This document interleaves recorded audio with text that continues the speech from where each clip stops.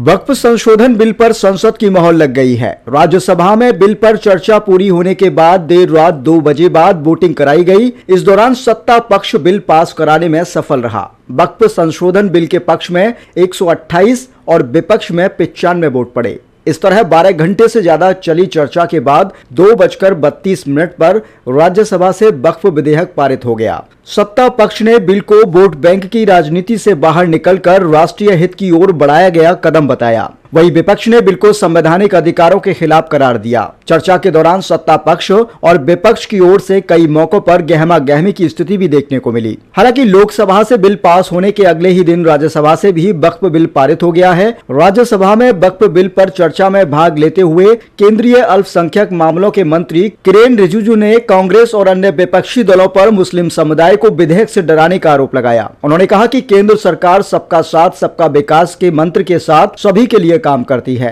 रिजिजू ने कहा कि वक्फ बोर्ड एक वैधानिक निकाय है, ऐसे में सभी सरकारी निकायों की तरह यह धर्मनिरपेक्ष होना चाहिए। उन्होंने कहा कि वक्फ बोर्ड में कुछ गैर मुस्लिमों को शामिल करने से बोर्ड के फैसलों में कोई बदलाव नहीं आएगा, बल्कि इसके मूल्य में भी इजाफा होगा। राज्यसभा में वक्फ बिल पर चर्चा का जवाब देते हुए अल्पसंख्यक कार्य मंत्री ने कहा, इस ऐतिहासिक बिल से किसी एक मुसलमान का नुकसान नहीं होने वाला, करोड़ों गरीब मुसलमानों का फायदा होने वाला है। बिल पास होने के बाद देखिएगा कैसे लोग इसका स्वागत करते हैं। रिजिजू ने इस दौरान विपक्ष पर अटैक करते हुए कहा कि हम नहीं, मुसलमानों को आप डरा रहे हैं, उन्हें मुख्य धारा से बाहर करने की कोशिश कर रहे हैं। सीएए का जिक्र करते हुए केंद्रीय मंत्री ने कहा कि विपक्ष ने इसके पारित होने के बाद कहा था कि मुसलमानों की नागरिकता छीनी जाएगी। क्या किसी की नागरिकता छीनी गई? रिजिजू ने विपक्ष से सीधा सवाल कर दिया। राज्यसभा में सदन के नेता जेपी नड्डा ने इस बिल को राष्ट्रीय हित में बताया। यह कहा कि बिल वक्फ बोर्ड की संपत्तियों का सही मैनेजमेंट करने की दिशा में उठाया गया बड़ा कदम है, ताकि गरीब मुस्लिमों को बेहतर सुविधाएं मिल सकें।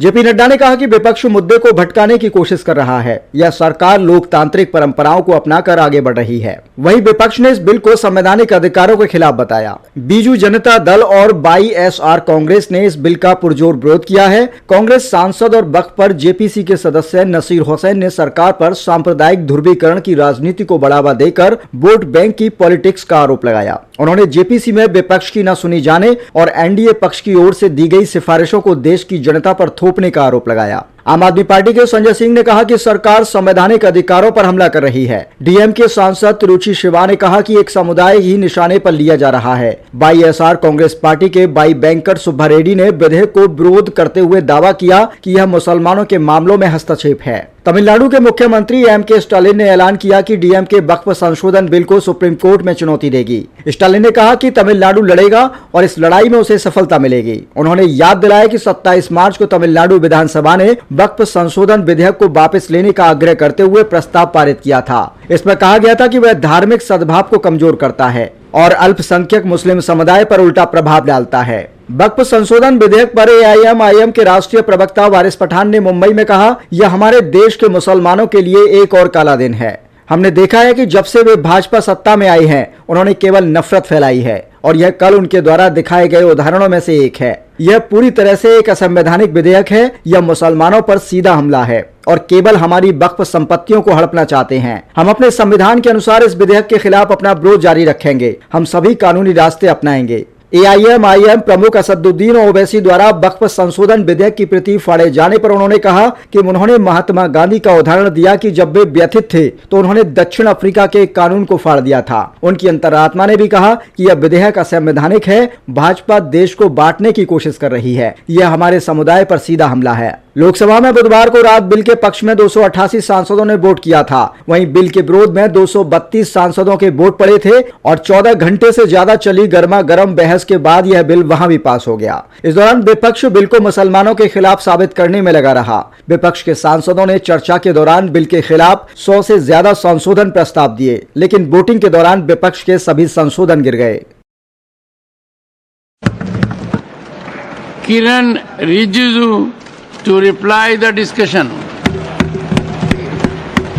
कहा कि ये जो आप वक्फ अमेंडमेंट बिल लेके आ रहे हैं उसको जल्दी से जल्दी पारित होना चाहिए, क्योंकि चंद लोग, मैं आपको आरोप नहीं लगा रहा हूं, लेकिन चंद लोग पूरा दुनिया का सबसे बड़ा प्रॉपर्टी वक्फ प्रॉपर्टी को हिंदुस्तान में कब्जा करके रखा हुआ है। ये इल्जाम मेरे सामने में बताते हैं, तो क्या मैं मुख्य दर्शक बनकर रहना चाहिए? आदरणीय प्रधानमंत्री ने जब ये फैसला किया, बहुत ही सोच समझ के फैसला किया है। आप देखिए कल से इसका कितना स्वागत होता है, आप देखिए। इसलिए आप इतना हमको डराया बोलता है, मुसलमानों को डराया।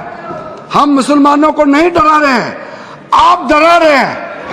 आप डरा करके मुसलमानों को आप हमारे मुख्य धारा से बाहर करने का कोशिश आप कर रहे हैं। इसलिए मैं कहना चाहता हूं, जो सीएए का चर्चा हुआ था, तो जो सदस्य, चाहे सदन का सदस्य हो या बाहर के हो, जिन्होंने कहा था कि सीएए पास होने के बाद मुसलमानों का अधिकार छिन जाएगा, नागरिकता छिन जाएगा, अभी 2 साल होने को है, किसी एक मुसलमान का नागरिकता छीना है?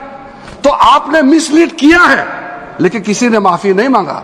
हम बड़ा दिल के साथ आपसे माफी भी नहीं मांग रहे हैं आज, लेकिन और आगे गुमराह करने का कोशिश मत कीजिए। ये बिल तो आज पारित हो जाएगा और भविष्य में इससे किसी एक मुसलमान को नुकसान नहीं होने वाला है, बल्कि करोड़ों गरीब मुसलमानों का फायदा होने वाला है। इसलिए अध्यक्ष महोदय जी, मैंने जैसे कहा कि मेरा तो दिल बहुत उत्सुकता के साथ में पॉइंट्स बढ़ा हुआ है, लेकिन सदन का सेंस, समय का पाबंदी, सबको ध्यान में रखते हुए मैं अध्यक्ष महोदय जी इस सदन को, इस महान सदन को मैं अनुरोध करना चाहता हूं। कल भी लोकसभा में 3 बजे के बाद तक बैठ करके हम लोगों ने काम किया है, और आज भी अब हम लोग 1 बजे के पार हो चुके हैं। इस ऐतिहासिक वक्त संशोधन बिल को लेकर के जब हम लोग चर्चा कर रहे हैं, बहुत अच्छे आप लोगों का तरफ से भी बात किया गया है। इल्जाम राजनीतिक तो होता है, लेकिन मैं हृदय के गहराइयों से जितना भी सदस्यों ने इस चर्चा में भाग लिया, मैं आपको धन्यवाद देना चाहता हूं। सारे सदस्यों का अभिनंदन करना चाहता हूं। मिल करके नए सवेरे, नए दिन, नई उम्मीद के साथ हम लोग इतना देर रात तो काम किया है। देश वाला भी देखेंगे कि हमारा संसद सदस्य देर रात बैठ करके देश के लिए काम करता है। यह अच्छा संदेश यहां से जाएगा। मैं सब मेंबर को अनुरोध करता हूं कि इस बिल को पारित करने में जो भी आज गलती हो गया, आप लोगों ने जो भी कहा है, लेकिन बड़ा दिल दिखा के अच्छा काम के लिए सर्वसम्मति से सपोर्ट करने का मैं मांग करके अपना बात को समाप्त करता हूं।